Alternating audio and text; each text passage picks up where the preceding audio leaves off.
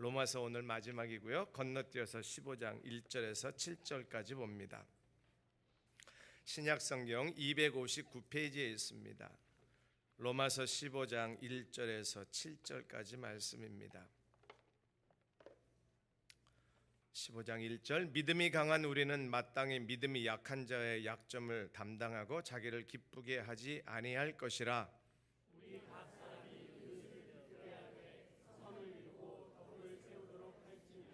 그리스도께서도 자기를 기쁘게 하지 아니하셨나니 기록된 바 주를 비방하는 자들의 비방이 내게 미쳤나이다 함과 같으니라.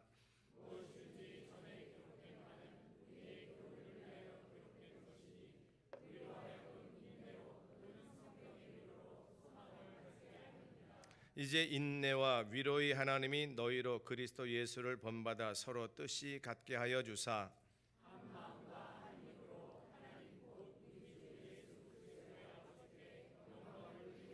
같이 봅니다. 그러므로 그리스도께서 우리를 받아 하나님께 영광을 돌리심과 같이 너희도 서로 받으라. 아멘. 잘 지내셨지요? 오늘 조금 전에 날씨를 보니까 너무 좋은데요. 사랑하고 축복합니다. 신나는 행복한 마음으로 우리 인사 나누겠습니다. 사랑하고 축복합니다. 네, 밝은 날처럼 우리의 마음도 활짝 개일 수 있기를 바랍니다. 성령 충만을 위해서 기도하려고 그랬는데 이게 찬양 분위기가 이게 아니야. 이따 말씀 마치고 우리 주보 보시면 작정서 있죠. 지난번에 한번 나눠드렸는데 다음 주에 또 한번 나눠드릴 겁니다. 그 이름 석자 쓰셔야 되는데 생각이 안 나거든. 오늘 기도하면서 생각나게 해달라고 성령님 의지하시고요.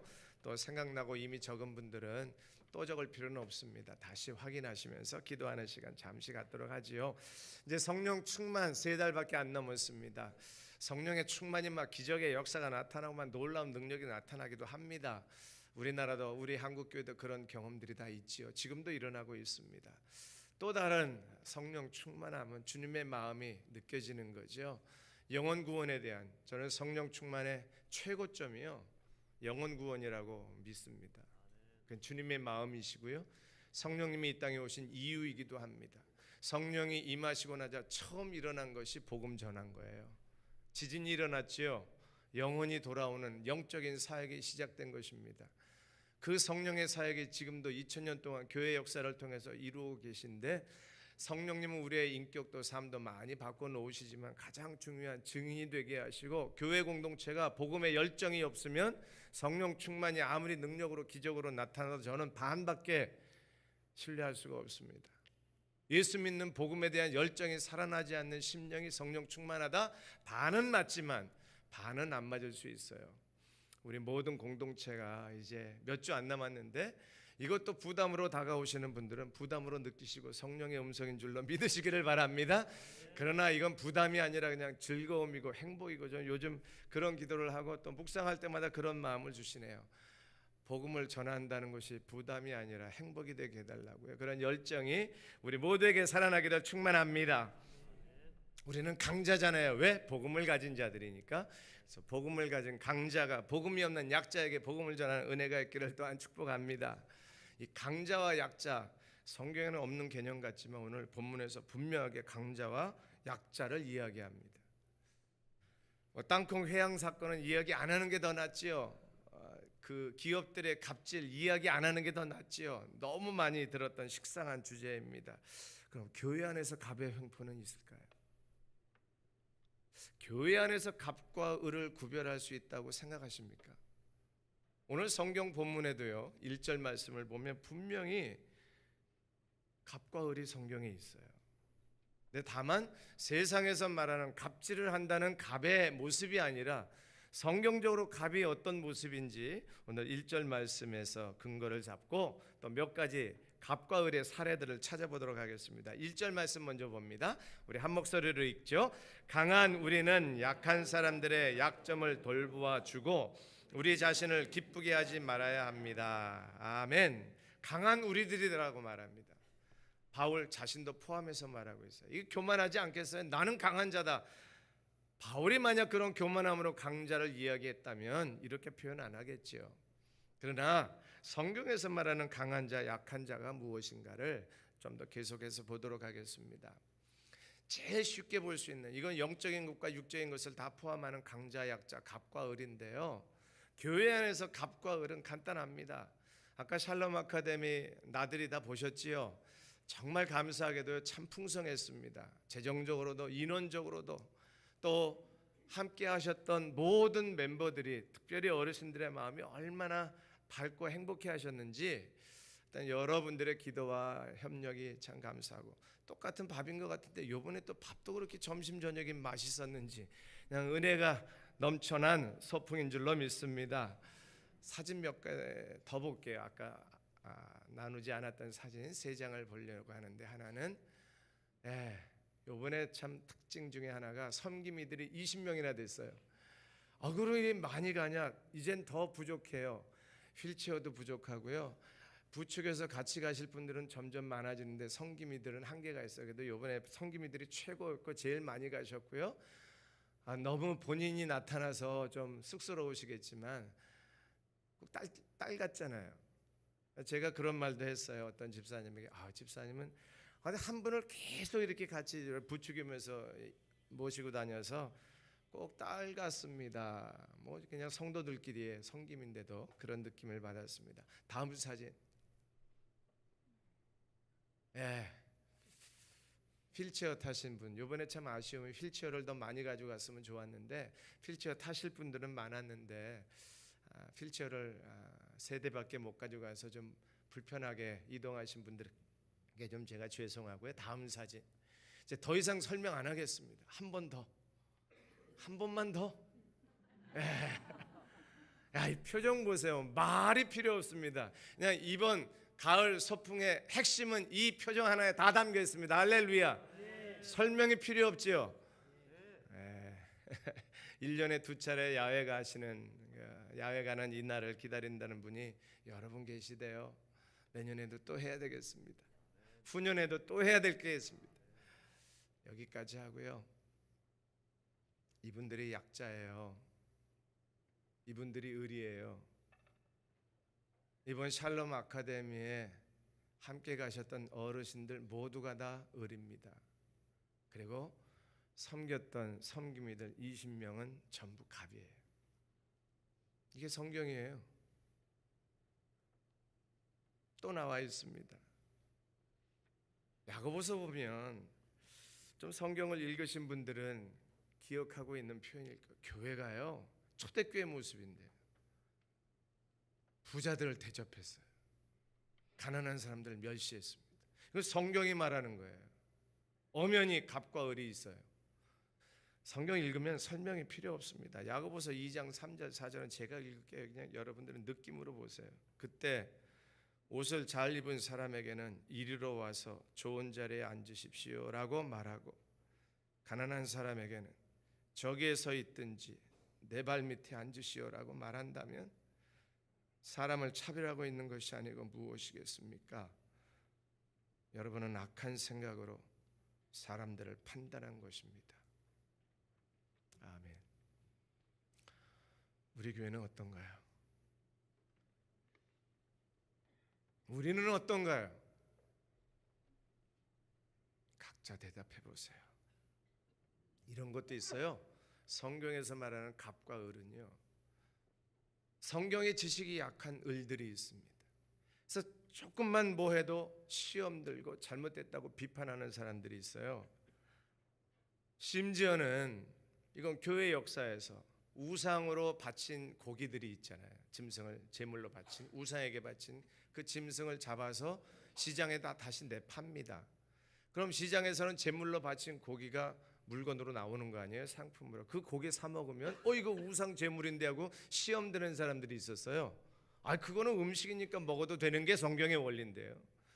그래서 성경의 지식이 약한 사람들이 을이었습니다. 그래서 시험 들어요. 로마서 14장 21절에서 그 배경으로 말하는데요, 고기를 먹는다거나 술을 마신다거나 그 밖에 여러분의 형제를 넘어지게 하는 일은 하지 않는 것이 좋습니다. 아멘. 제가 왜 술을 안 마시는지 알아요? 제가 술을 마시면 시험 드는 성도들이 있을까 봐 안 마셔요. 제가 왜 담배 안 피는지 아십니까? 제가 담배를 피면 성도들이 시험 들까봐 담배를 안 피는 거예요. 이게 성경에서 말하는 약자와 강자가 있어요. 성도들에게 손해가 된다면, 성도들에게 영적인 유익이 안 된다면 안 할 수 있는 사람들, 그 사람들이 강자입니다. 할렐루야. 공동체의 유익을 위해서 내가 얼마든지 자유하고 할 수 있지만 그것은 공동체에게 해가 되기 때문에 내가 하지 않겠다고 말하는 사람이 강자입니다. 할렐루야. 우리 모두가 다 강자가 되기를 축원합니다. 교회 안에는요, 상처받았다는 사람 참 많습니다.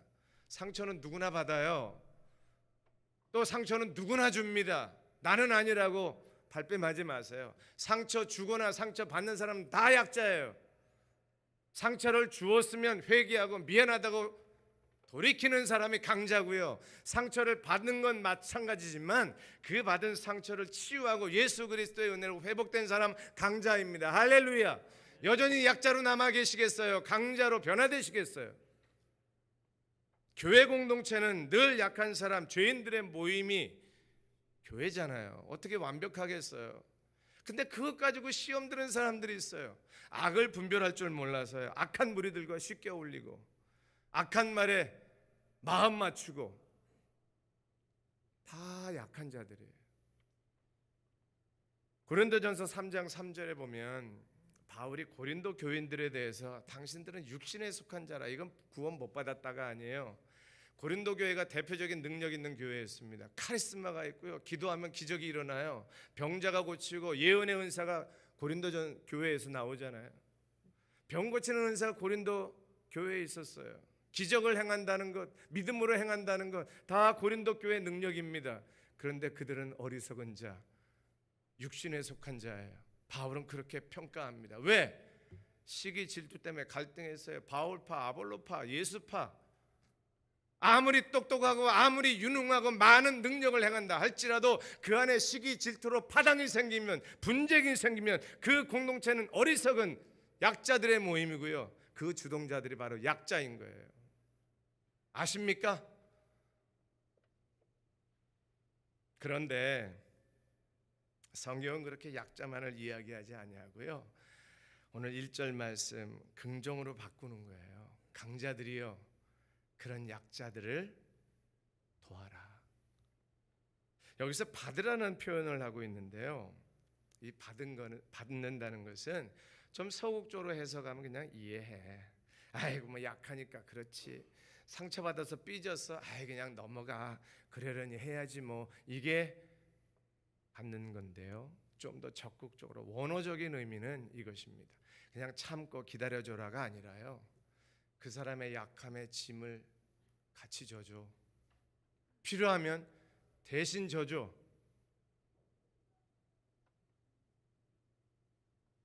쉬운 예를 하나 들면 우리 샬롬 어르신들이 지팡이를 집어도 참 걷기가 어려우시잖아요. 아이 뭐 기다리지 뭐. 우리 10분에 걷는 거 30분 드릴 테니까 천천히 걸어오세요. 그것도 맞아요. 기다려주면 되니까. 그러나 좀 더 성경적으로 오늘 표현대로 하면요, 팔짱을 끼고 휠체어를 갖다 드리고 앉으세요. 저희가 모시고 갈게요. 업고 갈게요. 안고 갈게요. 이게 받는 거예요. 약한 자들을. 상처받았습니까? 찾아가서 치유하시고 회복하시고 용서하시고 서로 끌어안을 수 있는 은혜의 자리까지 가는 거 쉽지 않지만 성경이 말하니까 순종하는 저와 여러분 되기를 바랍니다. 안 되지만 해보려고 노력하고 성령에 의지하고 예수 그리스도의 십자가의 사랑으로 충만해지는 저와 여러분 되기를 바랍니다. 인간의 자존심으로는 안 돼요. 예수 그리스도의 사랑은 가능하게 합니다. 십자가의 은혜는 가능하게 합니다. 저와 여러분들이 용서받은 은혜 속에서 다시 새로워지는 은혜가 있기를 바랍니다. 강한 자는 약한 자를 도와야 됩니다. 약자가 강자 돕는 거 보셨어요? 돈 없는 사람은요, 돈을 내놓을 수가 없어요. 돈은 있는 사람들이 쓰는 겁니다. 아세요? 건강이 없는 사람은요, 다른 사람을 도와줄 수가 없어요. 업어줄 수도 없고 부축할 수도 없어요. 그건 건강한 사람들이 부축하고 업어주는 겁니다. 본세 없는 사람이 법을 바꿔요? 가난한 사람을 위해서 뭔가 할 수 있어요? 천만에요. 권력 가진 사람들이 소외되고 가난한 사람들을 위해서 법도 바꾸고 법도 만들어야 되는 거예요. 약한 사람은 무엇인가 할 수가 없습니다. 강한 사람들이 해야 돼요. 자기 자신도 주체 못하고 삐졌다고 상처받았다는 사람이 다른 사람을 위로해요. 천만에. 상처를 받아도 그 상처를 넉넉히 이겨낸 사람들이, 가정의 아픔도 그 넉넉히 이겨낸 사람이 아픔을 당한 사람을 찾아가서 위로해 줄 수 있고 끌어안아 줄 수 있는 거예요. 유명한 일화가 있는데, 아죠, 원고에는 없지만 일찍 남편을 잃은 혼자 된 아내가 장례식에서 계속 울 때 누가 위로를 해도 눈물을 그칠 수 없어요. 근데 한 권사님이 딱 한마디에 눈물을 그쳤다지 않습니까? 일찍이 뱃속에 유복자를 베고 남편을 잃은 그 권사님이 그만해, 이 한마디에 뚝 그쳤대요. 아는 사람이 아는 거예요. 아픔을 아는 사람이 아픔을 치유해 줄 수 있는 거예요. 그리고 뒤에 가서 얼마나 끌어안고 위로를 했겠습니까? 그 권사님이. 약한 자는요, 아무것도 할 수 없어요. 그래서 강한 자가 담당해야 되는 거예요. 그래서 힘 있는 사람이 힘 없는 사람을 도와줘야 되는 거예요. 그게 성경의 원리고요. 그 성경의 원리에 주님을 모델로 제시하고 있습니다.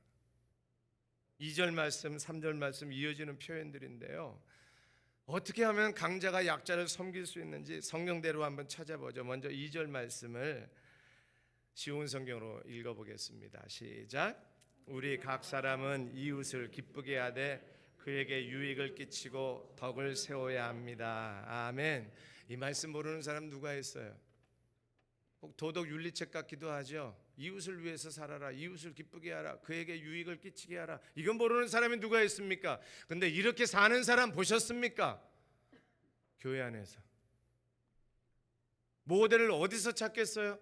지도자들, 세상 지도자들 통해서 이렇게 사는 사람 만나 보셨습니까?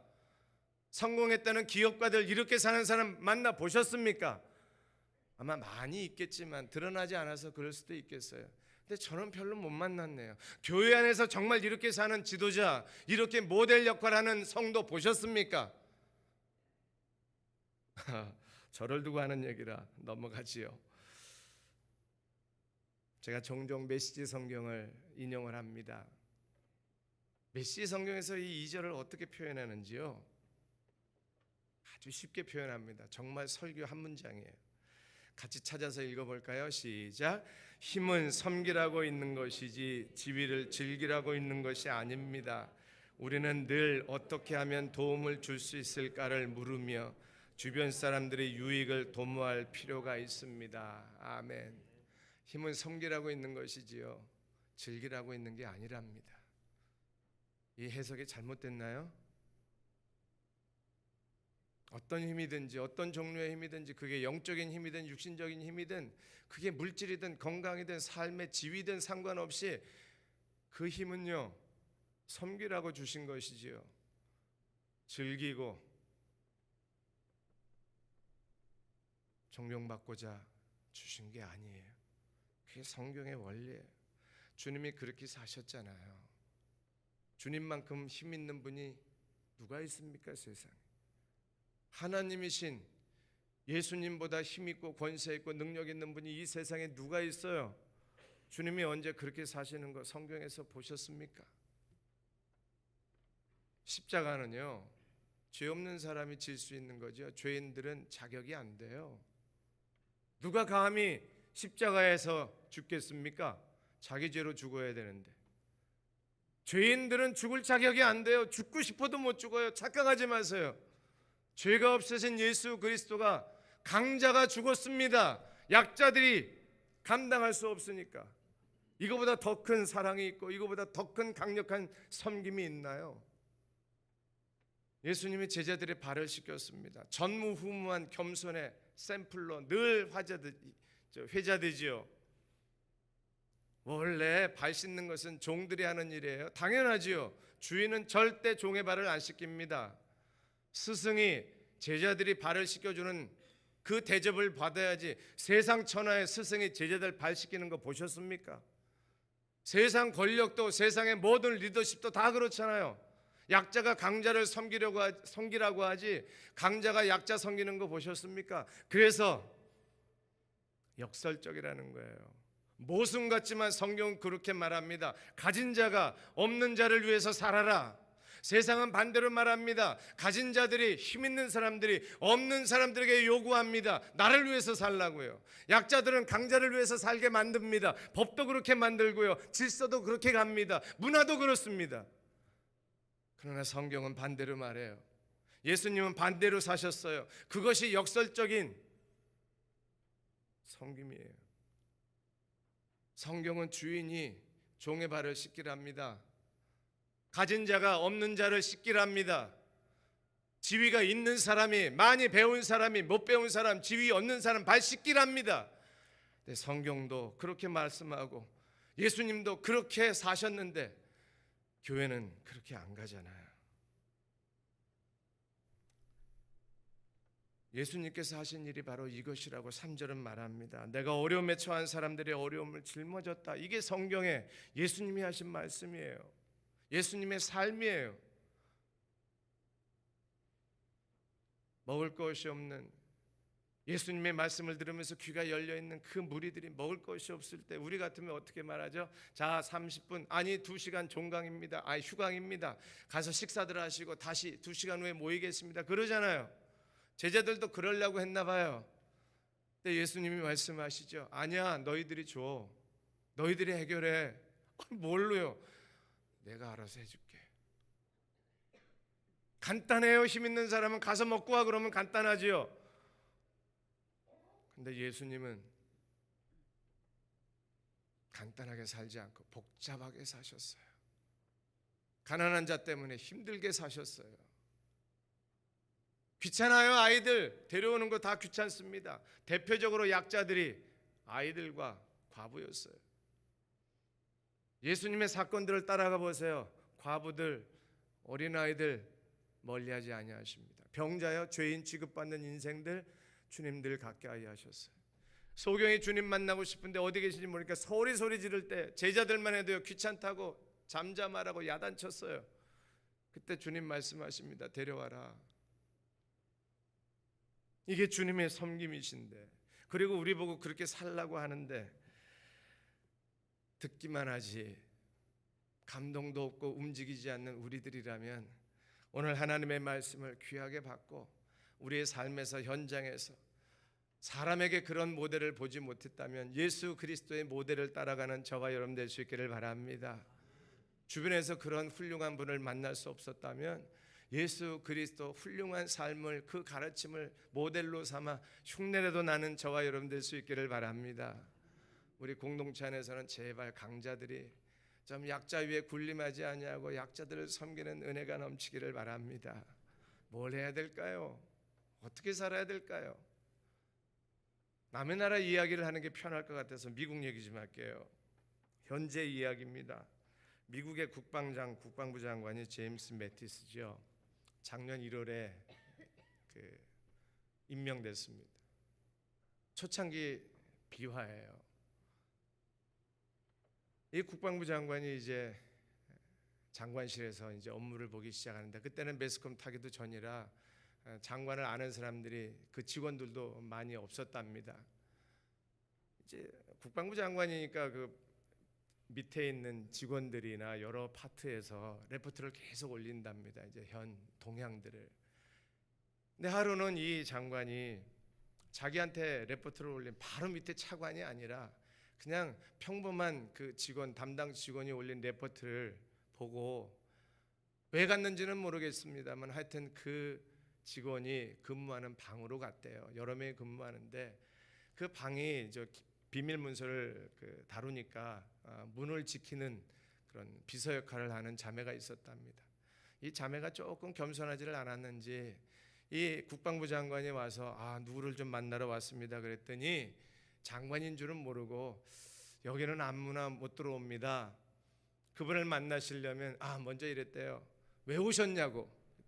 누구 좀 만나러 왔다고. 그때 여기는 함부로 들어오는 데가 아니니까 기밀 문서를 취급할 수 있는 비표를 받은 사람들만 출입증에 있는 사람만 들어갈 수 있습니다. 출입증 보여주세요 그랬대요. 그랬더니 장관이 하는 말이 어떡하죠? 나 지금 출입증이 없는데요. 그랬더니 약간 거만한 자세로 안 됩니다. 딱 잘랐대요. 근데 그렇게 주고받는 대화를 지나가던 다른 직원이 보고 뭐죠? 장관인 걸 안 거예요. 장관님 웬일이시냐고. 더 이상 설명 안 해도 알겠죠? 그리고 이제 그 장관이 자기가 만나고 싶은 그렇게 높은 직급도 아닌 직원에게 가서 사실 내가 자네 레포트를 받았는데 내가 좀 궁금한 게 있어서 물으러 왔네. 그리고 이제 몇 가지를 묻더니 알았네. 근데 나는 자네의 의견에 동의할 수가 없고 내가 참고는 하마. 나는 내 생각이 따로 있네. 그러고 방을 떠났다는 거예요. 이게 알려지면서 얼마나 지금 현재도 국방부 내에서 직원들이 이 국방부 장관을 존경하는지, 이게 정치적인 얘기로 연결하지 않으시길 바랍니다. 그냥 한 사람의 인격을 이야기하는 거예요. 저는 이런 걸 들으면 항상 적용을 하지요. 나라면 어떻게 할까? 아니 왜 찾아갔지 거기를? 전화 한 통 하면 누구 오라고 해? 그러면 바로 달려올 텐데 거길 왜 찾아갔나? 그것도 의문이고요. 찾아갔으면 나 못 알아보면 나 장관인데 누구 좀 만나러 왔으니까 좀 불러주세요. 이러면 되는데 그냥 기웃기웃하듯이 누구 좀 만나러 왔다고 그냥 아저씨처럼 왜 그랬을까? 그걸 못 알아본 비서는 또 증 달라고. 아니 국방부 장관이 자기 방 가는데 증 가지고 다니는 거 보셨습니까? 안 가지고 다닐 것 같아요. 당연히 나도. 그러면 좀 조크를 어떻게 할지는 모르겠. 나 장관이거든. 좀 만나게 해주게. 이러면 될 텐데 내가 증이 없어서 왜 그랬을까? 쇼했을까요? 이건 당사자만이 알 겁니다. 나라면 어떻게 할까? 제가 설교 준비하면서 또 고민이 됐죠. 나도 목사님들, 부목사님들한테 김 목사님, 어떤 때는 님도 안 붙여요. 김 목사 내 방 좀 와볼래? 주로 부르지요. 제가 안 갑니다. 이제 앞으로 심각해졌어요. 내가 그러면 이제 계속 교육자실로 가야 되나? 계단을 건너서 가야 되나? 근데 저도 변명 하나 할게요. 제가 몇 번 해봤어요. 김 목사하고 문 열면 앉아있던 사람들이 벌떡 일어나. 그래서 가는 것도 부담돼. 김 목사님 나 어떻게 할까 앞으로? 네. 더 길어지면 잔소리 되죠. 사실 우리가 섬긴다는 게 뭔지, 상대방을 배려하고 상대방 입장에서 생각해 주는 것만큼 편안한 게 없는데 그러지 않잖아요. 우리는 그런 분들을 좀 보고 살아야 돼요. 부모님에게 그런 인격 배우셨어요? 좀 우리 가정교육 좀 제대로 받으십시다. 그리고 가정교육 좀 제대로 합시다. 부모님이 그렇게 사는 거 보셨어요? 돈 없는 사람들 하대하고 식당에 가서 일하시는 분들에게 예제하고 그런 부모 밑에서 자라는 아이들이 어떻게 되겠습니까? 나는 아이들에게 어떻게 보여주고 있나요? 예수님의 겸손이, 아주 강한 자가 아주 약한 자를 대하는 그 모습이 오늘 우리의 일상 속에서, 일터에서, 교회 공동체 안에서 약한 자가 대접받고 약한 자가 인정받고 약한 자의 질 수 없는 짐을 대신 져줄 수 있는 그런 교회 공동체, 주님이 원하시고 우리가 가야 될 방향인 줄로 믿습니다. 어떻게 해야 되나요? 결론인데요. 7절 말씀 같이 볼까요? 시작. 그러므로 그리스도께서 여러분을 받으신 것처럼 여러분도 서로를 받아들이십시오. 그것이 하나님께 영광이 되는 길입니다. 아멘. 우리가 어떻게 살아야 되는지 아십니까? 예수님처럼 살아야 되는 거예요. 그게 복음이에요. 왜 그런지 아십니까? 예수님이 내 안에 계셔서 나와 함께 사시기 때문에 내가 살아야 되는 방식은 예수님이 사는 방식인 거예요. 내가 생각해야 될 가치관은 예수님의 가치관이어야 되는 거예요. 왜 그런지 아십니까? 복음이 그렇게 말하기 때문에. 예수님이 이렇게 하셨으니까 너도 해야 된다는 거예요. 그게 성경입니다. 내가 잘나서도 아니고요, 내가 뭔가 선한 생각, 내가 거창한 비전이 있어서가 아니라 그냥 예수님이 그렇게 사셨으니까 당신도 그렇게 살라는 거예요. 그게 성경 말씀입니다. 말씀하잖아요. 그리스도께서 여러분을 받으신 것처럼 이제는 여러분도 받으세요. 예수님이 여러분들을 용납한 것처럼 여러분도 이제 다른 사람, 약한 자들을 좀 용납하세요. 예수님이 당신을 위해서 죽으신 것처럼 당신도 이제 약한 사람을 위해서 죽으세요. 그게 성경에. 왜 내가 해야 됩니까? 예수님이 했으니까.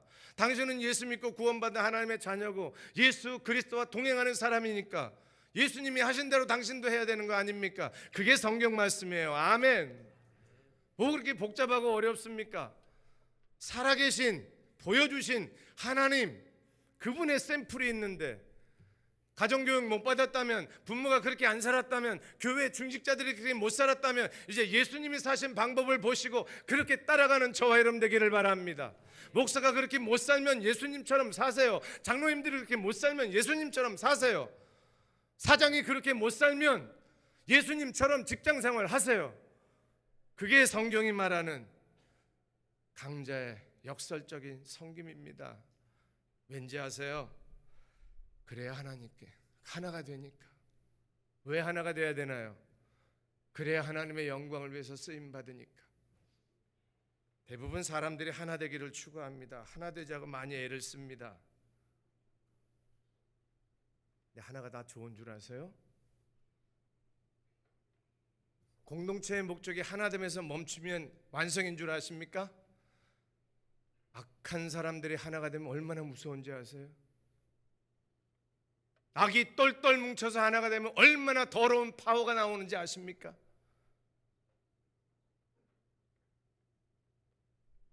교회 공동체가 똘똘 뭉쳐 하나가 되는 걸 감사하지요. 그래서 이방인들이, 주변 사람들이, 예수 모르는 사람들이 절대 못 들어오는 공동체가 그게 건강합니까? 우리 주변에 낙심하고 실망하고 그리스도의 사랑에 목말라 하는 사람이 많이 있는데도 불구하고 너는 우리가 아니잖아, 너는 우리 팀이 아니잖아, 너는 우리 멤버가 아니잖아, 가! 그런 하나됨이 얼마나 무서운지 아십니까? 왜 사도 바울이 고린도 교회를 책망했나요? 다 똘똘 뭉쳐서 자기 파만 생각합니다. 하나됨도 중요하지만요, 그 하나됨이 예수 그리스도의 영광을 선포하고 십자가의 은혜의 복음을 선포할 줄 모르는 하나됨은요, 썩습니다. 장담합니다. 복음을 안전하는 하나됨이요, 복음을 안전하는 목장이요, 복음을 안전하는 모임이요, 천만에요, 다 썩습니다. 예수 그리스도의 복음이 전해지지 아니하고 하나님의 영광, 하나님의 마음을 꿈꾸지 않는 사람들이 하나 되면요, 더러운 냄새만 나요. 우리 예수비전교회 공동체가 참 오늘 무거운 마음으로 말씀을 받습니다.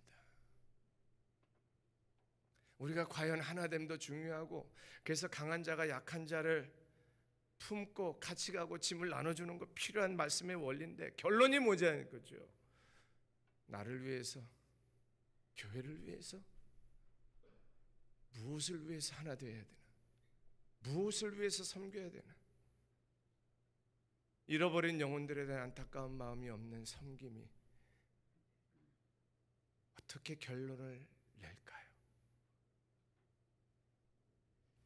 샬롬 아카데미 어르신들을 모시고 가는 그 버스에 기사가 참 아쉬움도 있었습니다. 시간을 많이 갖지 못해서요. 또 좀 상황도 좀 그랬고요. 물어봤어요. 교회 다니십니까?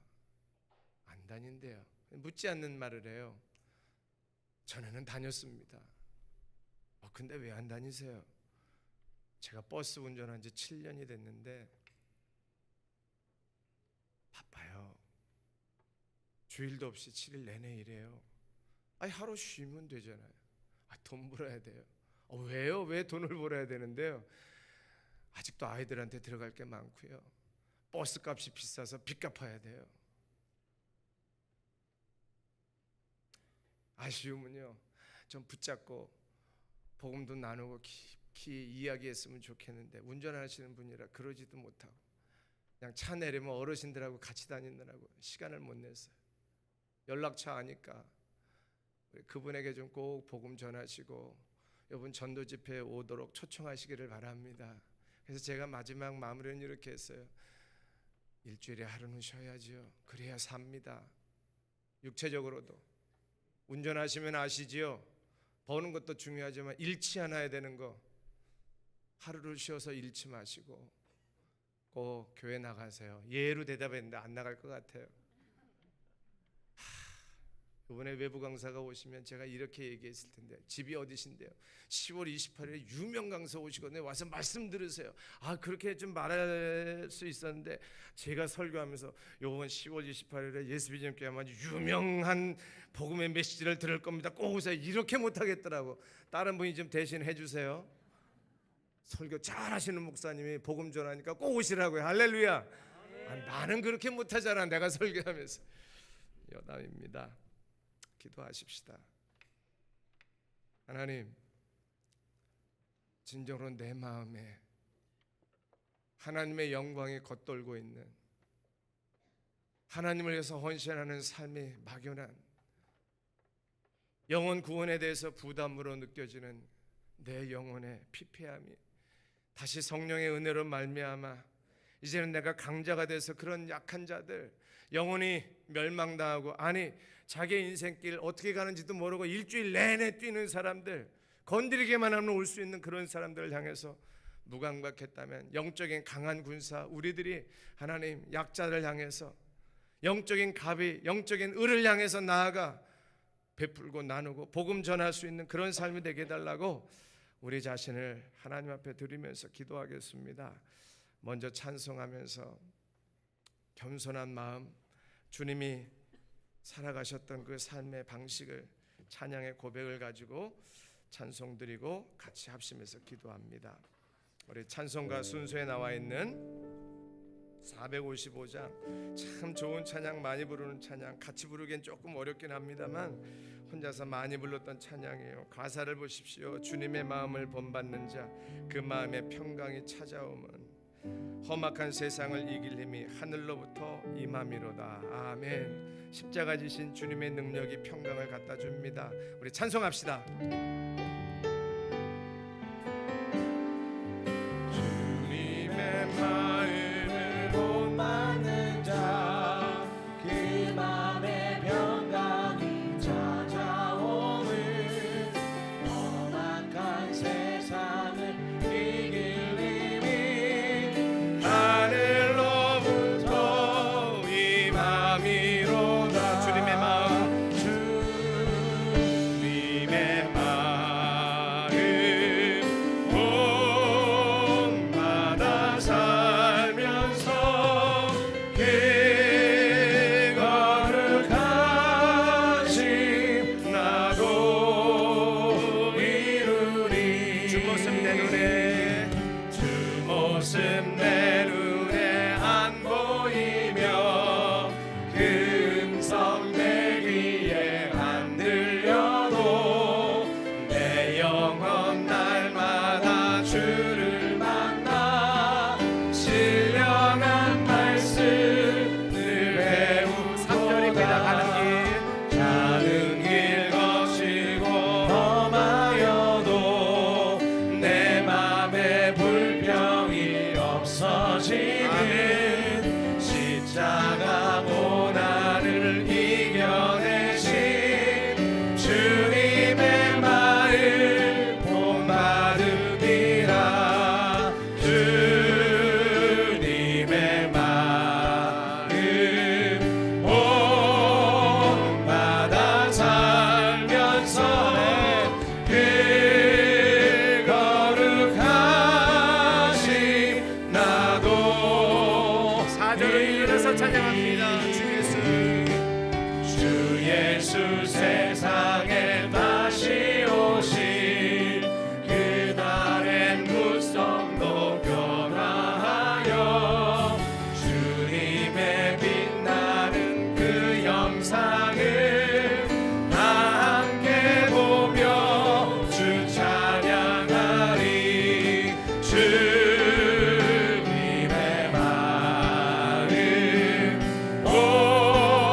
본받아 살면서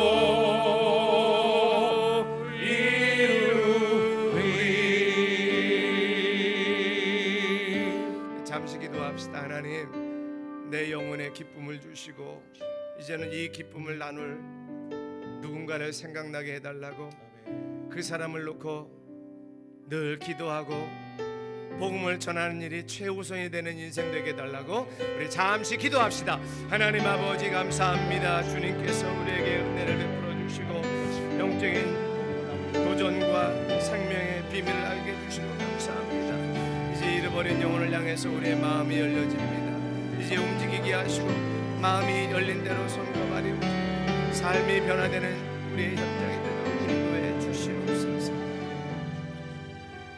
하나님 아버지, 주님의 마음을 배우고 주님의 삶을 따라 갑질이 아니라 갑이 을을 섬기는 역설적인 성김을 배우는 우리 모두 되게 하여 주옵소서. 이제 평안한 마음으로 세상에 돌아가십시오. 선한 일에 용기를 가지며 악을 악으로 갚지 마십시오. 항상 연약한 자를 도우며 병든 자를 찾아보고 어려움 당하는 이웃을 위로하십시오. 모든 일을 믿음과 사랑으로 행하며 어떤 일에도 소망을 포기하지 마십시오. 거룩하신 성령님께 순종하며 감사와 기쁨의 생활을 하십시오. 하나님은 항상 우리를 도와주십니다. 주 예수 그리스도의 은혜와 아버지 하나님 사랑하심과 성령님의 인도하심이 주님의 마음 본받아 그렇게 살길 원하는 주의 자녀들과 예수비전교회 한국교회 세계선교위에 이제부터 영원토록 함께 하실지어다. 아멘.